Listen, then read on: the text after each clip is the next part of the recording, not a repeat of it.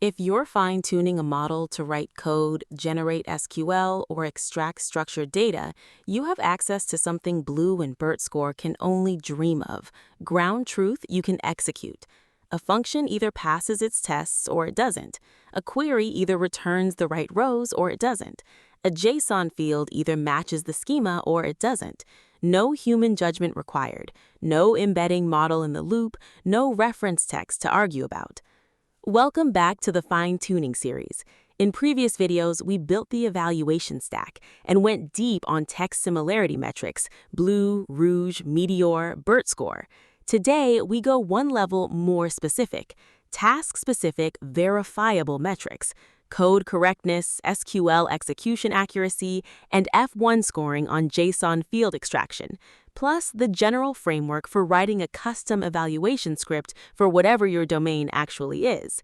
These are, in my experience, the single most reliable signal you'll get from any automated eval. Let's build them. Let's establish why these three are different from everything in previous video. Three properties make task-specific metrics special. First, they're binary and objective. A test passes or it doesn't. A query returns the right rows or it doesn't. There's no subjective threshold like, is 0.87 BERTScore good enough? Second, they're immune to phrasing. A correct SQL query that uses a different but equally valid algorithm still passes. Third, they're cheap. Running a unit test or executing a query takes milliseconds and 0 GPU time. Compare that to calling an LLM judge on every example. The decision rule for this whole video: if you can write a checker, a function that takes the model's output and returns pass, fail, or a score with 0 subjective judgment involved, write that checker before you reach for any text similarity metric or LLM judge. This is the single highest signal, lowest cost evaluation you can build. Let's start with code. The standard metric for code generation is pass at k, and getting it right requires more care than people expect. The setup: for each coding problem, you generate k completions from the model, then run each one against a held-out unit test suite. The naive version of pass at k just checks, did at least one of my k samples pass? But if you generated more than k samples and want pass at k for a smaller k, naively resampling introduces bias. The fix from the original Codex paper is the unbiased estimator. Generate n samples per problem, where n is larger than k, count c of them that pass, and compute the expected pass rate over all possible ways to choose k from those n, without actually rerunning. The formula and the numerically stable implementation are right here. This exact function is what human eval and MVPP use under the hood. Generate n equals at least 20 samples per problem if you're reporting pass at 1, more if you want pass at 10 or pass at 100. These numbers track how often the model can solve a problem at all versus how reliably it solves it on the first try. Running model-generated code means running code you don't trust, and that changes how you build the harness. Never call exec or eval directly on model output in your main evaluation process. A fine-tuned model can generate code that deletes files, opens network connections, or just hangs in an infinite loop, and it will, eventually, especially early in training when outputs are noisy. Run every generated solution in an isolated subprocess with a hard timeout, restricted file system access, and no network. A lightweight sandbox like a restricted subprocess with resource limits is the minimum bar. A full container per execution is safer if you're running this at scale or on completely untrusted checkpoints. On test design, write multiple test cases per problem, including edge cases, empty inputs, boundary values, large inputs, not just the happy path. And track partial credit alongside the binary pass-fail. The percentage of test cases passed per problem tells you whether a failing solution is close or completely off track, which is useful signal you lose if you only log pass at k.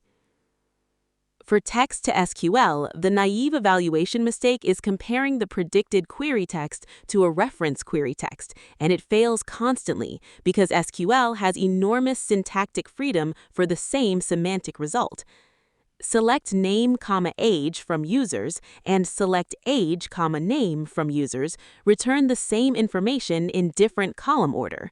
A query with an inner join written one way and the same join expressed as a where clause can be functionally identical with completely different text. Blue or exact match on the query string will score these as wrong even when they're correct. The standard fix, used by benchmarks like Spider, is execution accuracy. Don't compare the query text at all.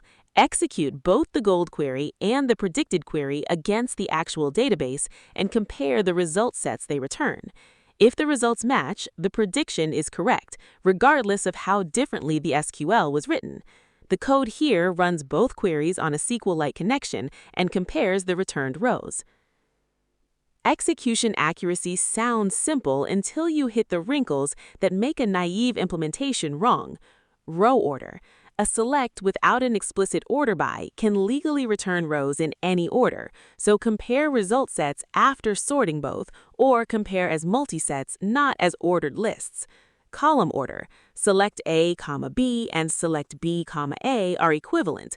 Compare by column name, not position. Floating point. Aggregate functions like AVG can produce 3.0 in one engine and 2.9999.998 in another. Use a numeric tolerance, not exact equality. Nulls. SQL's three-valued logic means null doesn't equal null in a naive Python comparison the way you'd expect. Handle it explicitly. And separate execution errors from wrong result errors in your logging. A query that fails to even run tells you the model produced invalid syntax. A query that runs but returns the wrong rows tells you the model misunderstood the question. Those need different fixes. For structured extraction, pulling fields out of a document into JSON, exact match on the whole object is too punishing. One wrong field zeroes out an otherwise perfect extraction. The standard fix is field-level precision, recall, and F1. Treat every field value pair the model got right as a true positive, every field it predicted that's wrong or extra as a false positive, and every field it missed as a false negative. Precision is correct predicted fields over all predicted fields, recall is correct predicted fields over all fields in the gold answer, and F1 is the harmonic mean. This gives you partial credit and tells you whether the model's failures are mostly missing fields, a recall problem, or mostly wrong values, a precision problem. Before scoring field values at all, run a schema validation pass. Does the output even parse as JSON? Does it have the required keys? Are the types correct? Report that as its own number, your schema validity rate, separate from F1, which should only be computed on the outputs that passed validation. Conflating the two hides whether your model's biggest problem is formatting or accuracy. Real JSON isn't flat, and a naive field comparison breaks on nested objects and arrays. The fix is to flatten both the gold and predicted JSON into dotted path keys before comparing. Address.city, address.zip, items.0.sku. So a single wrong value 3 levels deep costs you exactly one field, not the entire nested object. The flattening function here does this recursively, handling both nested objects and arrays. Two more refinements matter in practice. First, optional fields. If a field is genuinely optional in your schema, the gold answer omitting it shouldn't count as something the model needs to predict. Only score fields the schema actually requires, plus whatever optional fields appear in this specific gold example. Second, value comparison needs to be type aware. Exact match makes sense for IDs, enums, and dates, but free text fields need normalization, case, whitespace, trailing punctuation before you call them a mismatch, and numeric fields need a tolerance, not exact equality. Define this comparison logic once per field in a small config and reuse it across your whole eval set instead of hard-coding special cases per example. Code, SQL, and JSON are 3 instances of the exact same 4-step pattern, and you can apply this pattern to whatever your domain actually is. Step 1. Define a checker function. Output goes in, a score or pass-fail comes out, with 0 subjective judgment and ideally 0 LLM calls. Step 2. Decide your aggregation. Binary pass rate when partial correctness doesn't mean anything, like a SQL query that returns wrong rows. Field or test level F1 when partial correctness is meaningful, like JSON extraction or a multi-test culling problem. Step 3. Separate couldn't even attempt it failures, parse errors, syntax errors, schema violations, from attempted but wrong failures. They're different problems requiring different fixes, and collapsing them into one number hides which one you actually have. Step 4. Version your checker like code. A bug fix in your checker function run against an old checkpoint will look exactly like a model regression if you're not tracking which checker version produced which score. If you can write down what correct means for your task in one sentence, you can probably write a checker for it. Most teams skip straight to an LLM judge for tasks like this, which is slower, costlier, and strictly less reliable than execution-based ground truth, whenever ground truth is actually checkable. 5 places custom checkers quietly go wrong. All of them I've personally shipped at some point. 1. Checker bugs masquerading as model regressions. If your checker score drops sharply between checkpoints, your first suspect should be a recent change to the checker itself, not the model. Unit test your checker against a small set of known correct and known incorrect examples, the same way you'd unit test any other code. 2. Equality that's too strict. Exact string match on a free text field where capitalization or trailing punctuation legitimately varies will report failures that aren't real failures. This is the JSON field problem from 2 slides ago showing up again. 3. Eval set leakage. If your coding problems or SQL questions overlap with anything the model saw during training, your pass rate is measuring memorization, not capability. Keep your task-specific eval set strictly held out, the same discipline as any other eval set in this series. 4. Non-determinism. Code with randomness, SQL with no order by, or floating point comparisons can make the identical model score differently across reruns. Fix random seeds where you can, use tolerances where you can't, and if a task is inherently noisy, run it multiple times and report a mean and standard deviation instead of a single number. 5. Sandboxing gaps. If generated code can read or write files or reach the network during your eval run, you have both a security problem and a repeatability problem. A passing solution that happened to read a cached file won't pass the same way next time. Here's how this fits into the pipeline you already built in Part 9 and Part 10.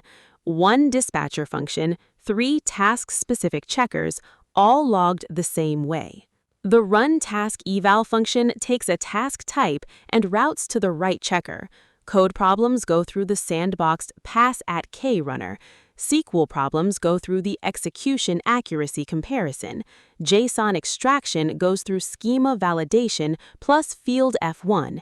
Every result, pass rate, execution accuracy, field F1, plus the error type breakdown from each, logs to the same experiment tracker as your blue, rouge, and BERTScore numbers from Part 10.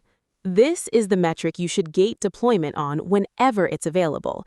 It's also exactly the kind of check that belongs in your CI regression suite from Part 9. Task-specific correctness checks are some of the highest value regression tests you can write, because a regression here means the model got measurably worse at the thing you actually fine-tuned it to do. 7 takeaways. 1. When ground truth is checkable, prefer a deterministic checker to any similarity metric or LLM judge.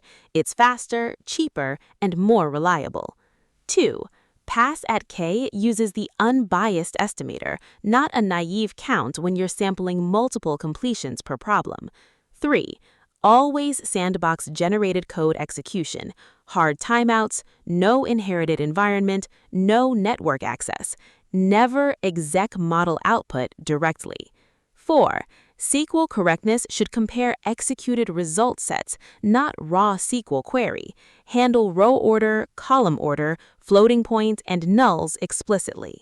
5. JSON extraction should be scored with field-level precision, recall, and F1 after schema validation, not whole object exact match. 6. Separate couldn't even attempted failures, parse errors, syntax errors, schema violations, from attempted but wrong failures. They're different problems requiring different fixes, and collapsing them into one number hides which one you actually have. 7. Unit test your checker itself, version it alongside your model checkpoints, and keep your task-specific eval problems strictly held out from training data. That's task-specific evaluation, code correctness, SQL execution accuracy, and JSON field F1. 3 checkers built on the same idea that when correctness is checkable, you should check it, not approximate it. Your action item: pick the one task in your pipeline where you currently rely on a text similarity metric or an LLM judge, but where correctness is actually checkable, a format requirement, an executable query, a value that should match exactly, and write a deterministic checker for it this week. It will be the most reliable number in your entire dashboard. Resources: the Human Eval and MBPP repos for code eval patterns, including the Pass@K estimator, the Spider benchmark for text-to-SQL execution accuracy, and JSON schema for JSON validation.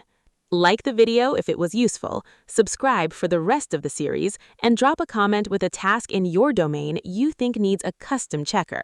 I'll cover the best ones in a future video. Write the checker before you reach for the judge. See you in the next one.